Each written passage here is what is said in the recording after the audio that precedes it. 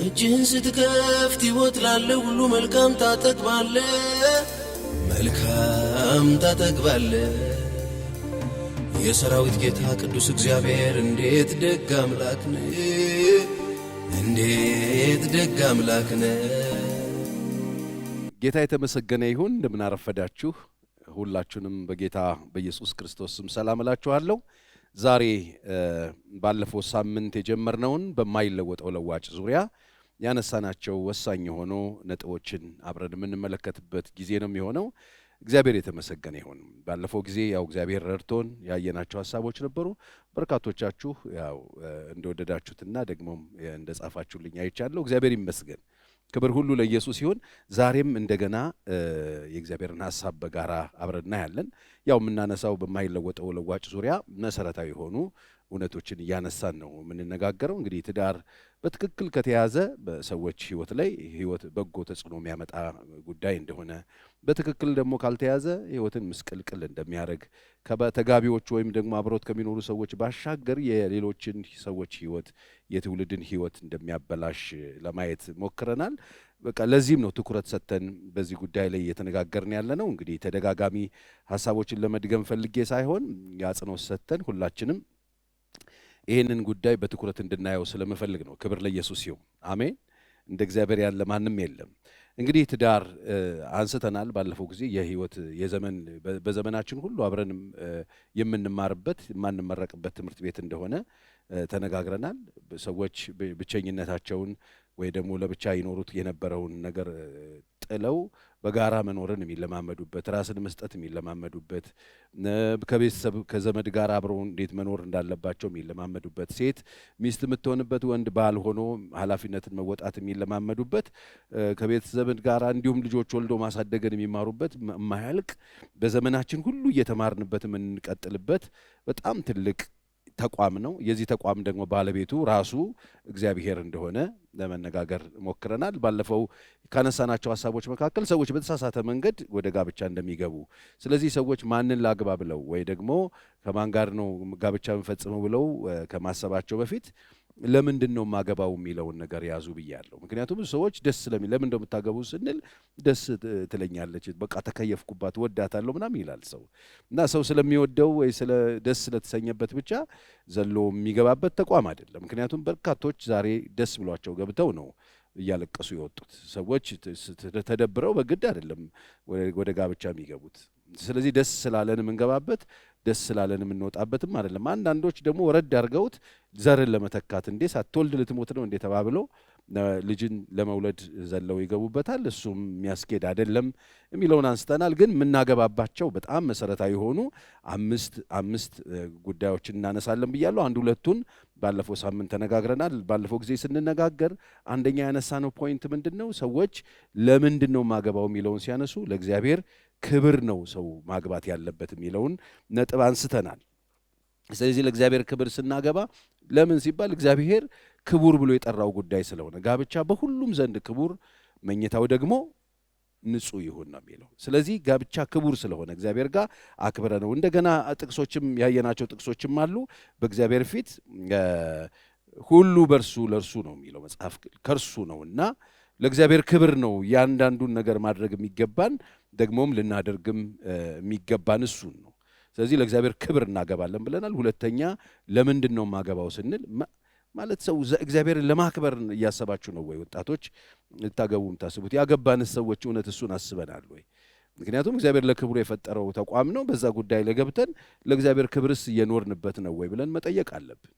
ምክንያቱም የእግዚአብሔር ሐሳብ እንድናከብረው እሱ እንዲከብርበት ከሆነ ይህንን በጣም አስምረንበት ማለፍ እንደሚገባን ተነጋግረናል። በሁለተኛ ደረጃ ጓደኛነት ለመመስረት ነው ብለናል። ሁሉ ነው ለእሱ ተፈጥሯ ይላል የቆላስይስ ምዕራፍ 1 ቁጥር 16ን የሚታየውም የማይታየውም አምላክ ምሳሌ ነው። የሚታዩትና የማይታዩትም ዙፋናት ቢሆኑ ጌትነትም ወይም አለቅነት ወይም ስልጣናት በሰማይም በምድርም ያሉት ሁሉ በእሱ ተፈጥረዋልና ከፍጥረት ሁሉ በፊት በኩር ነው። ሁሉ በእርሱና ለእርሱ ተፈጥሯል ይላል። ምንም ለጌታ ያልተፈጠረ ነገር የለም። ስለዚህ ለክብሩ ነው። ሁለተኛ ምናልን ጓደኝነትን ለመፍጠር ለመመስረት ነው ብለናል። ስለዚህ ስትጋቡ ጓደኝነታችሁ አለ ወይ? መቼም ሲጀመር ሰው ጮኛ ሲይዝ ጓደኛ ሲይዝ መጀመሪያ ጓደኝነት ነው የምንይዘው፣ ከዛ በኋላ ነው ወደ ትዳር የምናሳድገው።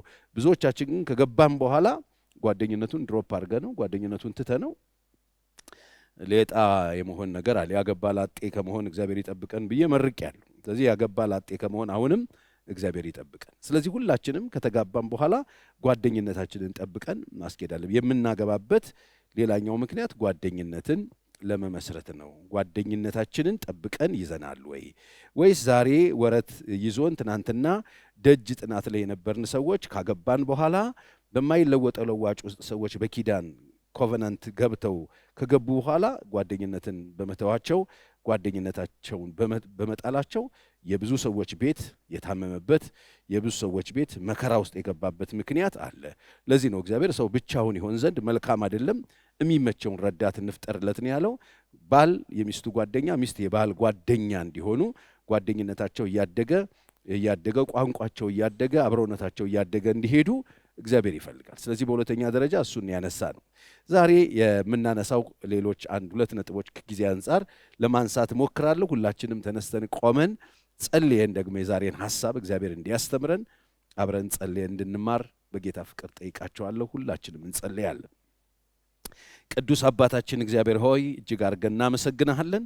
በዚህ ጊዜ ደግሞ እንደገና እንድታስተምረን በማይለወጠው ለዋጭ አንተ ባከበርከው ክቡሩ ቤት ውስጥ ሳናውቅ የገባን በማወቅ እንዲሁ ደግሞ ሳናቅ ልንገባ ያለን ደግሞ እንድንረዳው ይህንን ጉዳይ በፊታችን ይዘህ ስለመጣ እናመሰግናለን። ዛሬ ያልገባቸው ገብቷቸው ሳይገባቸው ደግሞ ገብተው ግራ የገባቸው ሰዎች ወደ ሐሳብ እንዲመጡ ለአንተ ክብር ወደ ፈቃድህ ተመልሰው አንተን የሚያከብሩበት ሕይወትን ከፍታ ላይ እንዲመጡ እንድታደርጋቸው በኢየሱስ እጸልያለሁ። ዛሬም በቃል እውነት አስተምረን አንተ እንደተናገርከን ሁለት ሰዎች ሳይስማሙ መንገድ ይሄዳሉን ተብሎ እንደተጻፈ ዛሬ ተስማምተን ለፈቃድ ተሸንፈን ለሐሳብ ተሸንፈን አንተ ለምትናገረው ለዘላለም ሐሳብ ተሸንፈን በፊትህና በቤትህ እግዚአብሔር ሆይ እንድንኖር እንድትረዳን በዚህ በትውልድ ፊት ደግሞ ትልቅ ተጽዕኖ ያለውን ታላቁን ተቋም እንድናነሳልህ ከወደቀበት አንስተን በክብር ይዘነው እንድንቀጥል እንድትረዳን በኢየሱስ ስም እጠይቅሃለሁ።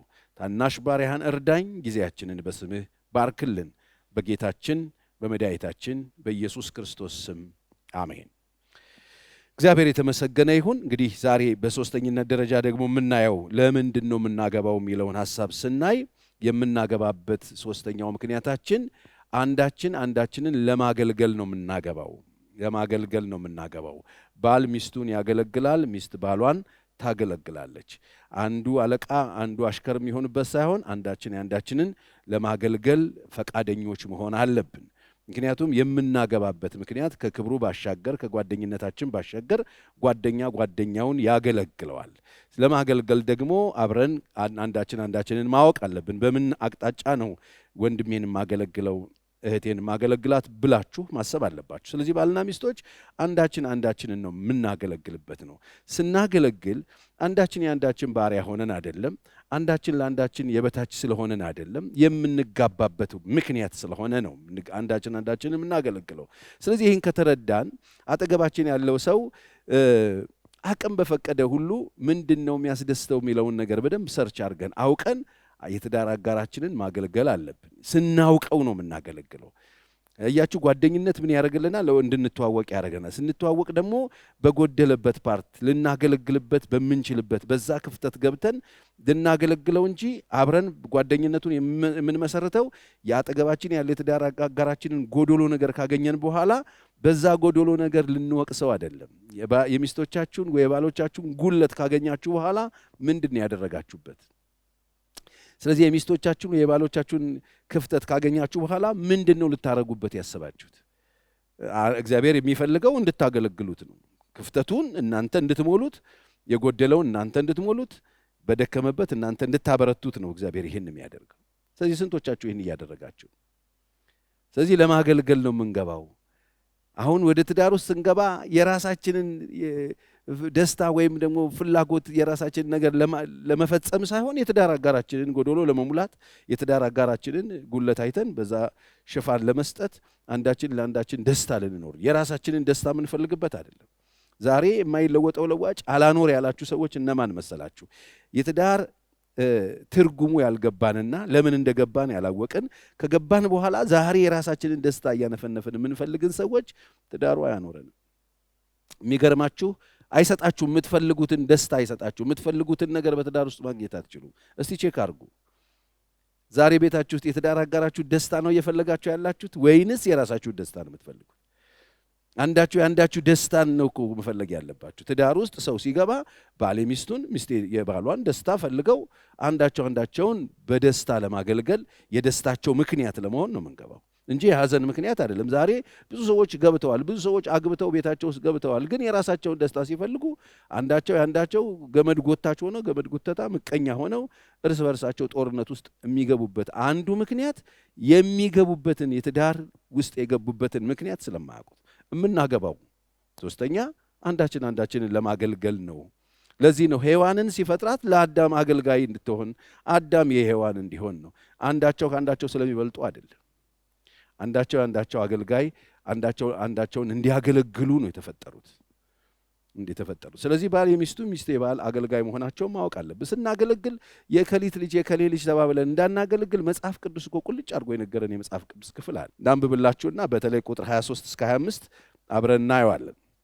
ሚስቶች ሆይ በጌታ እንደሚገባ ለባሎቻችሁ ተገዙ። ባሎች ሆይ ሚስቶቻችሁን ውደዱ፣ መራራም አትሁኑባቸው። ልጆች ሆይ ይህ ለጌታ ደስ የሚያሰኝ ነውና በሁሉ ለወላጆቻችሁ ታዘዙ። አባቶች ሆይ ልባቸው እንዳይዝን ልጆቻችሁን አታበሳጯቸው። ባሪያዎች ሆይ በቅን ልብ ጌታን እየፈራችሁ እንጂ ለሰው ደስ እንደምታሰኙ ለታይታ የምትገዙ ሳትሆኑ በሥጋ ጌቶቻችሁ ለሆኑ በሁሉ ታዘዙ፣ ለሰው ሳይሆን። አያችሁ፣ የምናገባው ለክብር ነው ብለን የለ ለሰው ሳይሆን ለጌታ እንደምታደርጉት የምታደርጉትን ሁሉ በትጋት አድርጉት ይላል። የምታደርጉትን ሁሉ በትጋት አድርጉ፣ ለሰው ሳይሆን በትጋት አድርጉት፣ ከጌታ የርስትን ብድራት እንድትቀበሉ ታውቃላችሁና የምታገለግሉት ጌታ ክርስቶስ ነው። ስለዚህ ባል ሚስቱን፣ ሚስት ባል ሲያገለግል የሆነ ሰው እያገለገልን አይደለም። ለዚህ ነው በጣም ብዙዎቻችን የተሰላቸን እስከ መቼ ድረስ ነው እሷን ማገለግለው እሱን ማገለግለው ምንለው? በተዛባ በጎዶሎ ዕውቀት ገብተን ልክ ባልሆነ ሽርፍራፊ ነገር ገብተን ሕይወታችንን ሲኦል የምናደርግ ብዙዎች ነን። ስለዚህ የተጋባነው ጓደኝነት ከመሰረትም በኋላ አንዳችን ሰልፍ ለማድረግ አንዳችን ሰልፍ እናደርጋለን እና የደስታ ምክንያት እንሆናለን። የእረፍት ምክንያት ጎዶሎውን በመሙላት የእረፍቱ ምክንያት እንሆናለን እንጂ ጎዶሎን እየመረጥን እያወጣን ጎዶሎነሽ ጎዶሎነህ ልንባባል አይደለም። ዛሬ ስንቶች ናቸው እየተወቃቀሱ አንዱ በአንዱ ፊት መቆምና መቀመጥ እስኪሳነው ድረስ የተቸገረ? ስንቶቻችሁ ናቸው የሚስቶቻችሁን ጎዶሎ ለራሳቸውም ለቤተሰቦቻቸውም ለጓደኞቻቸውም እየነገራችሁ ስቃይ የምታበሉ? ስንቶቻችሁ ናቸው ባሎቻችሁን ጎዶሎ እያነሳችሁ የምታሰጡ? መጽሐፍ ቅዱስ ይሄን ያስተምር። የምታገለግሉት ጌታ ክርስቶስ ነው ይላል።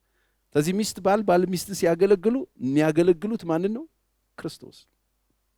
የምታደርጉትን ለጌታ እንደምታደርጉት በትጋት አድርጉት። የምታገለግሉት ጌታ ክርስቶስ ነው። የሚበድልም የበደለውን በብድራት ይቀበላል። ለሰው ፊትም አድሎ የለም፣ እግዚአብሔር ጋር አድሎ የለም። እግዚአብሔር ኃላፊነት ይሰጣቸዋል። ለወንድ አያዳላም፣ ለሴት አያዳላም። ኃላፊነት ነው፣ ሮል ነው የተሰጠን። ስራችንን በትጋት በእውቀት መስራት አለብን። ለዚህ ነው ነፍስ ያለ እውቀት ትሆን ዘንድ መልካም አይደለም። ነፍሳችን ውስጥ የእግዚአብሔር እውነት ይሄ የዚህ ጉዳይ እውቀት ትክክል ካልገባብን መልካም አይደለም። በቃ አለቀ። ገንዘብ ሊኖረን ይችላል፣ ውበት ሊኖረን ይችላል፣ እድሜያችን ለጋብቻ የደረሰ መስሎ ሊሆን ይችላል። ብዙዎቻችን ለወሲብ ሲደርስ ለጋብቻ የደረስን ስለሚመስልን። ስለዚህ ዛሬ ለምንድን ነው የምንጋባው ካላችሁኝ፣ አንዳችንን ሰርቭ ለማድረግ። ስለዚህ ትዳር ልትይዝ ስታስብም ሆነ ትዳር ይዘህ ስትኖር የትዳር አጋርህን ለማገልገል መሆኑን ማወቅ በጣም ይጠቅማል፣ በጣም አስፈላጊ ነው። ስለዚህ ትዳር ልትይዝም ሆነ ይዘህ እየኖርክ ያለኸው የገባህበት አንዱ ምክንያት የትዳር አጋራችንን አገልግሎት ለመስጠት። ዛሬ ባሎች ስንቶቻችሁ ናችሁ ሚስቶቻችሁን እያገለገላችሁ ያላችሁት? ዛሬ ሚስቶች ስንቶቻችሁ ናችሁ ባሎቻችሁን እያገለገላችሁ በደስታ ለዛውም ጌታ እንደምታገለግሉት? መጽሐፍ እኮ ጋብቻን ነው ይሄ ሚስጥር ታላቅ ነው ተብሎ የተጻፈለት። ለምንድን ነው ሚስጥር የሆነው? በቃ የክርስቶስና የቤተ ክርስቲያን ጉዳይ ስለሆነ። ስለዚህ ይህንን እውቀት በዘመናት መካከል እኛ ስንዘምን የሚቀየር እውቀት አይደለም። ትክክለኛ እግዚአብሔር የሚከብርበት ህይወት መኖር ከፈለጋችሁ በማይለወጠው ለዋጭ እግዚአብሔር በዘመናት መካከል ይሄንን ከትምህርት ቤቶች በፊት ከመንግስት በፊት ከልዩ ልዩ ተቋማት በፊት ከቤተ ክርስቲያን በፊት ከሀገር በፊት ከሀገረ መንግስት በፊት ከየትኛውም ዓለም ላይ ከተፈጠሩ ትልልቅ ፊውጅ ከሚባሉ ተቋማት በፊት የፈጠረውን ተቋም እንዲያዝለት የሚፈልገው በእውቀት ነው። ይሄንን እዚህ ጋር ከፎረሽን እነዚህ አሁን የጠቀስኩላችሁ ትምህርት ቤት በሉት ቤተ ክርስቲያን በሉት ሀገር በሉት ብሔር ብሔረሰብ በሉት የትኛውም ተቋም በሉት የተመታ ነው የሚሆነው። ከነሱ በፊት የነበረ እነሱን ጥርት አርጋችሁ መያዝ ከፈለጋችሁ እነሱን ጥርት አርጋችሁ በእነሱ ላይ መስራት ከፈለጋችሁ ውጤት ከፈለጋችሁ ቅድሚያ መስጠት ያለባችሁ የነዚህ አሁን የጠቀስኳቸውን ተቋማት በሙሉ ምንጫቸውን በትክክል መጠበቅ አለብን። ምንጫቸውን በትክክል መያዝ አለብን። ለምንጫቸው ትክክለኛ ቦታና ጊዜ መስጠት አለብን። እግዚአብሔር ይባረክ። ክብር ለኢየሱስ ይሁን። ስለዚህ በማይለወጠው ለዋጭ ውስጥ እርሱን የሚፈራ ትውልድ ማፍራት ደግሞ ሌላኛው ነጥባችን ነው የሚሆነው። በተለይ ወጣቶች እዚህ ያላችሁ ወጣቶች ሌላም ቦታ ሆናችሁ የምትሰሙ ወጣቶች በአባቶች እናቶች እንዲሁም ደግሞ በልዩ ልዩ ስፍራ ሆናችሁ እየሰማችሁኝ ያላችሁ ያገባሁበት ምክንያት ምንድነው? ገብቷችሁ የገባችሁት? እኔ አሁን ገብቶኝ አላገባውም። ብዙ ጊዜ ነግሬያቸዋለሁ። ገብቶኝ አይደለም ያገባሁት፣ አግብቼ ነው የገባኝ። አግብቼ ሲገባኝ ከገባው በኋላ ገብቼ መስራት ያለብኝን ነገር በራሴም በቤቴም ላይ መስራት ሞክሬያለሁ።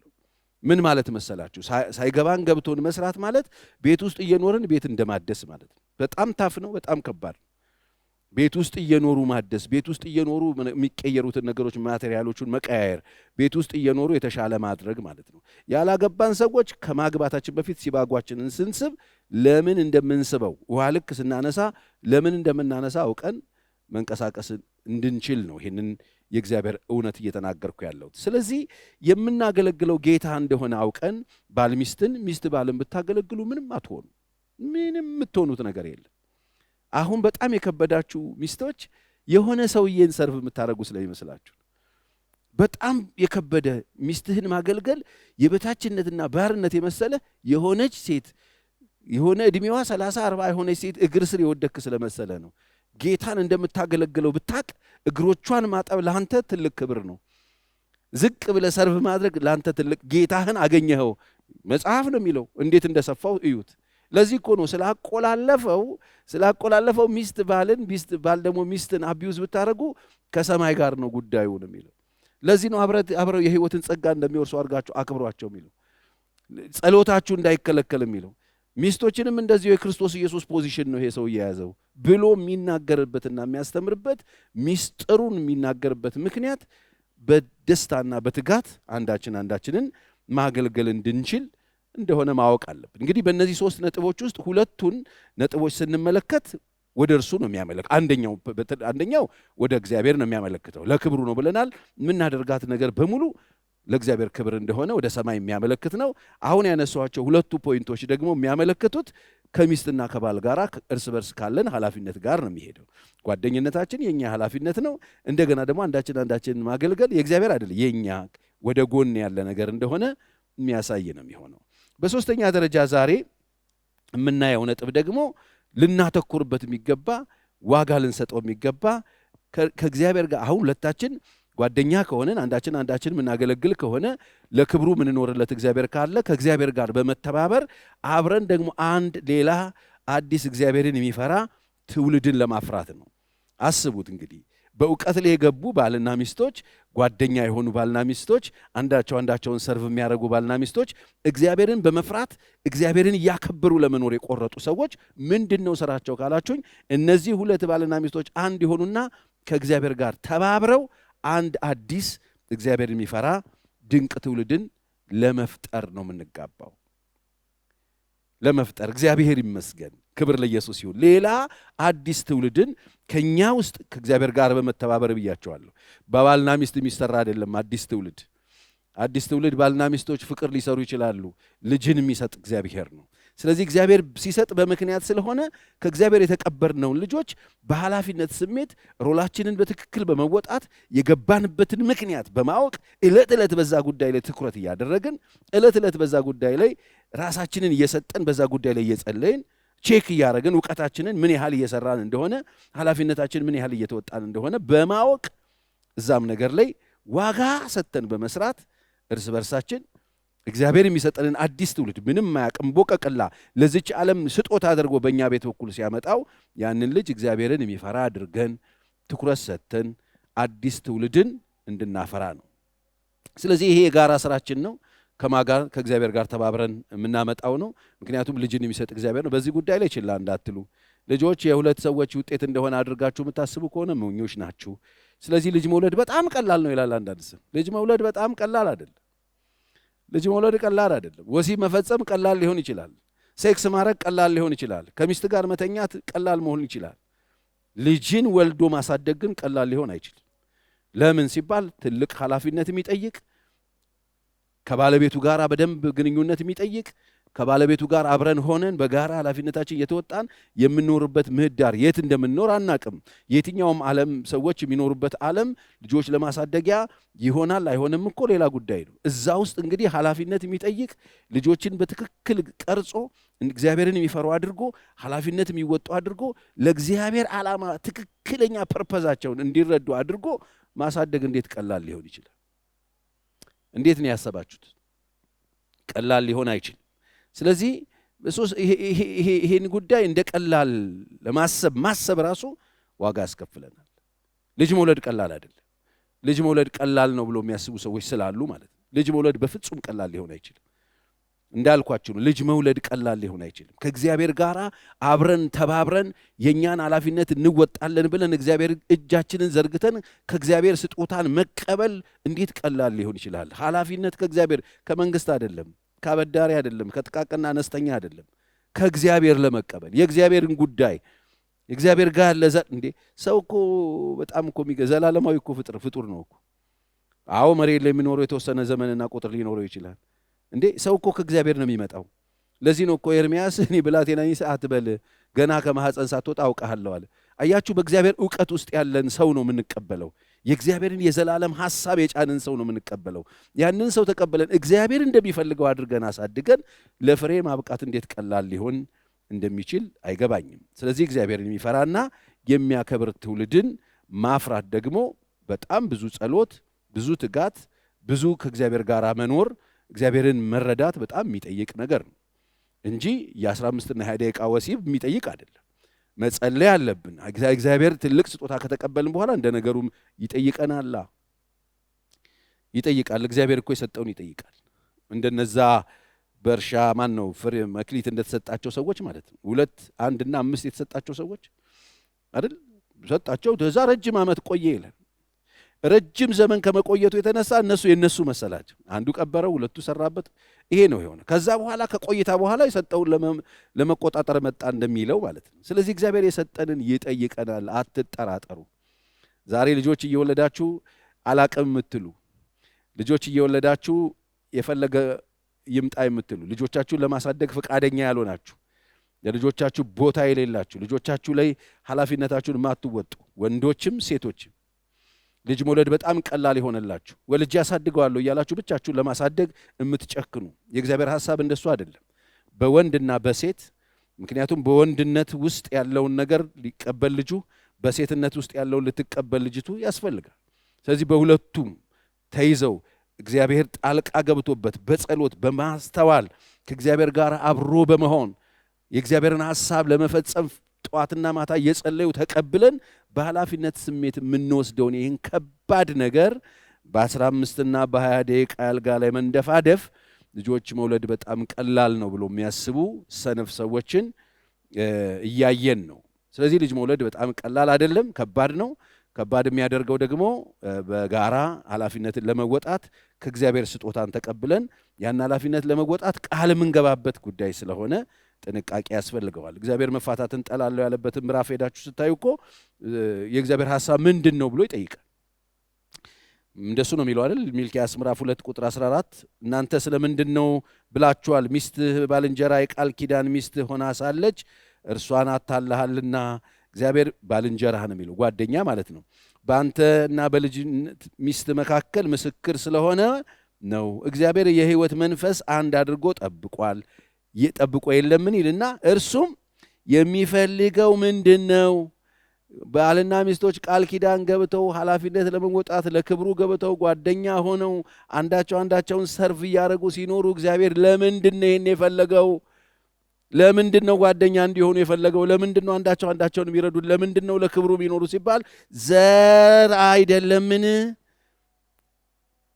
ምንድን ነው ይልና ዘር አይደለምን? ዘር። ስለዚህ መንፈሳችሁን ጠብቁ፣ ማንም የልጅነት ሚስቱን አያታል ይላል። የእግዚአብሔር ዓላማ በሁለት ባልና ሚስቶች መካከል በትክክል ተሰርቶ ዓላማው ገብቷቸው ለክብሩ እየኖሩ ጓደኛው ነው ሲኖሩ እግዚአብሔር ከዛ በኋላ የሚጠብቀው ዘር ነው። ያንን ዘር ደግሞ እግዚአብሔር ይሰጣል።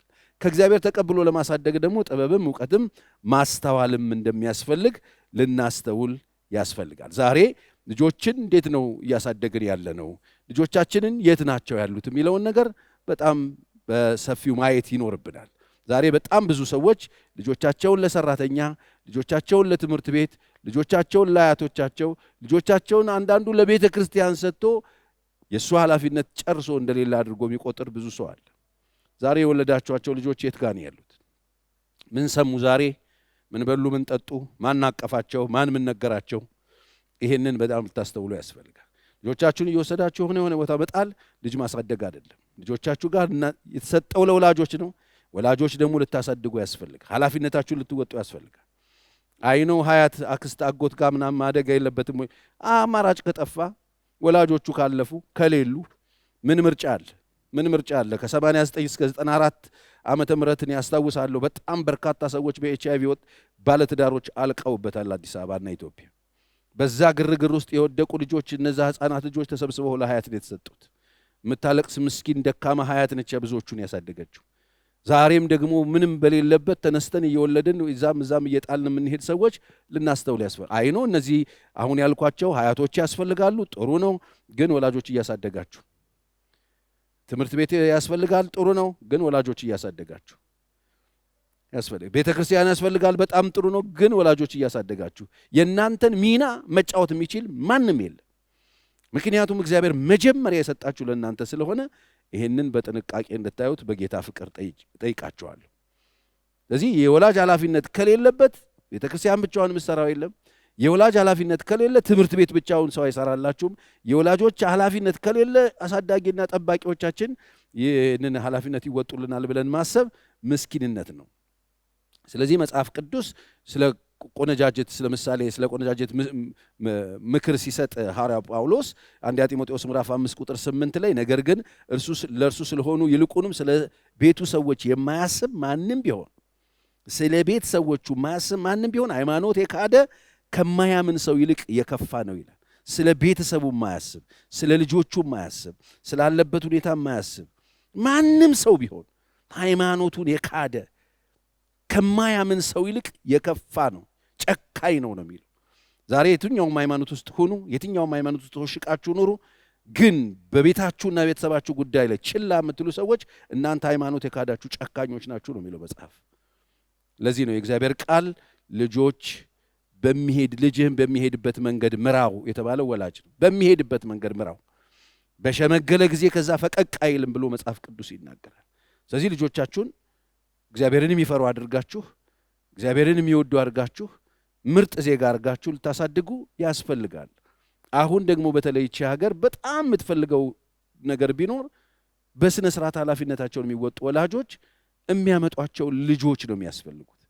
እነዚህ ልጆችን ከሰማይ የሚወርዱ አይደሉም። ዛሬ የምታዩቸው ክፋቶች፣ ዛሬ የምታዩቸው ጨካኝ ልጆች፣ ዛሬ የምታዩቸው ከባባድ ሰዎችን ሀገርና ዓለም ላይ የምታዩቸው ሰዎች በግዴለሽነት ወላጆቻቸው በትክክል ኃላፊነታቸውን ሳይወጡ ቀርተው የሆኑ ሰዎች በመሰለኝና ደሳለኝ ልጆቹ ሕይወት ላይ የዘሩባቸው ዘር ልጆቹን እንደዚህ አድርጓቸዋል።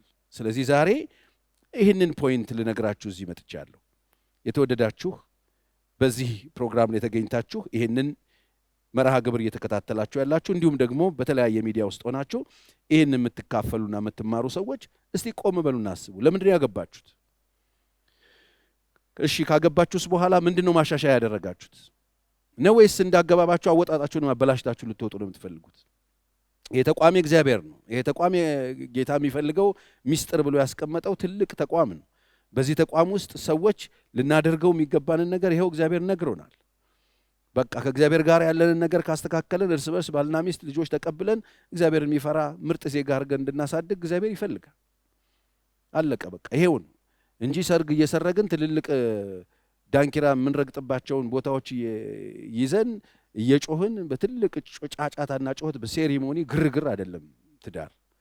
ትዳር እንደሱ አይደለም። ጥሩ ነው እነሱ ነገሮች ወደዛ መግቢያው በር ናቸው እንጂ እነሱ አይደሉም። እግዚአብሔርን ክብር የሚመጥን ህይወት ልንኖር አንዳችን ከአንዳችን ጋር ጓደኛ ልንሆን። ዛሬ የተለያያችሁ የተዘጋጋችሁ የተጠፋፋችሁ የልጅነት ጓደኝነታችሁ የጣላችሁ ባለትዳሮች አንሱ የጣላችሁት ጓደኝነታችሁን አንዳችሁን ሰርቭ ማድረግ የተዋችሁ እንደ ውርደት እየቆጠራችሁ ያላችሁት ፎርሻችኋል። እግዚአብሔር ያዝንባችኋል። አንዳችሁን ደስ ልታሰኙ አንዳችሁ ልታገለግሉ ነው የገባችሁት። ከዛስ ዘር እንድትተኩ የተተካውን ዘር እያሳደጋችሁ ነው ወይስ የትም ጥላችሁታል? ያው ራሳችሁን የሚበላ አውሬ ቤታችሁ ውስጥ እንደምታሳድጉ ልታውቁ ያስፈልጋል። ግድ የላችሁ። ስለዚህ ቃል ይቅርታ ጠይቃለሁ። በጣም ከባድ ነገር እየመጣብን ስለሆነ ከፊት ለፊታችን አውሬ ነው ከየቤቱ የሚወጣ። ቆልፈን ቤታችን ውስጥ ጉድጓድ ውስጥ ድሮ ኃይለኛ ውሻ እንደሚያሳድግ ሰው እዛው እንትን ውስጥ ምን እየመገብን እያሳደግን ያለ። ወጥተው ከማህበረሰብ ጋር መኖር ይችላሉ። ወጥተው የምናሳድጋቸው ልጆች ከሌሎች እምነት ካላቸው ሰዎች ጋር መኖር ይችላሉ። ከሌሎች ልጆች ጋር ተቀላቅለው መጫወትና መውጣት መግባት ይችላሉ። ሰው ያከብራሉ፣ ሰው ይወዳሉ። የእግዚአብሔርን ፍጡር ሰው እንዴት ነው እያዩ የሚያድጉት ልጆቻችሁ? ኃላፊነታችሁን ተወጡ። እግዚአብሔር ይጠይቃቸዋል። ስለዚህ በማስተዋል እያንዳንዳችን ይሄንን የእግዚአብሔርን ዓላማ ማየት አለብን። ልጅህን በሚሄድበት መንገድ ምራው፣ በሸመገለ ጊዜ ከዛ ፈቀቅ አይል። ምንድነው ልጅ እየሄደበት ያለው መንገድ? ምን አይነት ልጅ ነው የተሰጠ? አዲስ እግዚአብሔር የሰጠን ልጆች ካሉ እመኑኝ፣ እናንተን ለመድገም አይደለም እግዚአብሔር ልጅ የሰጣችሁ። አዲስ መክሊት፣ አዲስ ራእይ፣ አዲስ የሆነን መልካም ነገር ጭኖበት ነው ልጅ የሰጣችሁ። ካደገ በኋላ የተቀመጠበትን ለመኖር መንቀሳቀስ ሲጀምር በደንብ እዩለትና የሚሄድበትን መንገድ እዩና ምሩት። የሚሄድበትን መንገድ እዩና ሰፖርት ስጡት። የሚሄድበትን መንገድ እዩና አግዙት። ከጎኑ ቁሙ። ከእናንተ የተሻለ ልጃችሁን ሊረዳ ልጃችሁን ሊያግዝ የሚችል ሰው የለም። በሚሄድበት መንገድ ምራው። ለምን ብትመራው ነው የእግዚአብሔርን ፕላን የምታገኘው። ብትመራውና በታሳድገው ነው እግዚአብሔር በልጅ ላይ ያሰበውን ነገር ልትረዳና ልታገኝ የምትችለው። ከመራሃው እግዚአብሔር በውስጡ ያስቀመጠውን ነገር ታይለታለህ። ካንተ ከአባቱ ካንቺ ከእናቱ የተሻለ ለልጅሽ የሚረዳውም የሚያግዘውም የሚመራውም ሰፖርት የሚሰጠውም ሰው የለም። ዛሬ ልጆች እንዴት ነው የምታሳድጉት? ራሳችሁን ለመድገም ነው የምትለፉት? ያሳዝነኛል። አንዳንድ ሰው ሰውየው ራሱን ቤት ውስጥ ኮትና ሱሪ እያለበሰ ልጆቹን ሊደግማቸው ራሱን አድርጎ ሊደግም ራሷን አድርጋ ልትደግም ንግግሯ፣ አስተሳሰቧ፣ ሁኔታዋ ሁሉ ራሷን ይሄ ሮንግ ነው። የእግዚአብሔር ሐሳብ አይደለም። በሚሄዱበት መንገድ እግዚአብሔር ማስተዋል ይስጥ። ሁላችንም እንጸልያለን። ክብር ለኢየሱስ ይሁን። መንፈስ ቅዱስ እናመሰግንሃለን። ክብር ሁሉ ላንተ ይሁን። በዚህ በተነጋገርነው በተማርነው ትምህርት የሁላችንንም ቤት የሁላችንንም ሕይወት እንድትቃኝልን ቀሪ የምድር ቆይታችን ባንተ የተሰራ እንዲሆን በስተታችን ይቅር እንድትለን በበደላችን ምሕረት እንድታደርግልን ዛሬም በኢየሱስ ደም እንድታጥበን ከዚህ በኋላ በልጆቻችን ጉዳይ እንዳንቀልድ የሰጠህንን የሆዳችንን ፍሬዎች በታማኝነት አንተን የሚፈሩ አንተን የሚያከብሩ አንተን የሚወዱ ሰዎችን የሚወዱ በምድር ላይ ለምድር ሰላም የሆኑ ረፍት የሆኑ ልጆችን ማሳደግ እንድንችል ማስተዋልና ጥበብ ስጠን። ስንፍናችንን ሁሉ ይቅር በለን።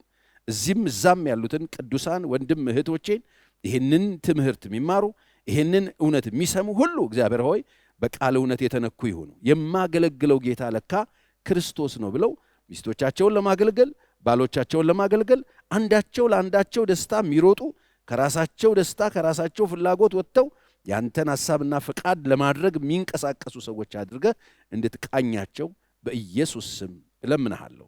እግዚአብሔር ሆይ ይሄ እውነት በእያንዳንዳችን ቤት ገብቶ 30፣ 60፣ 100 እንዲያፈራ በኢየሱስ ስም እለምንሃለሁ።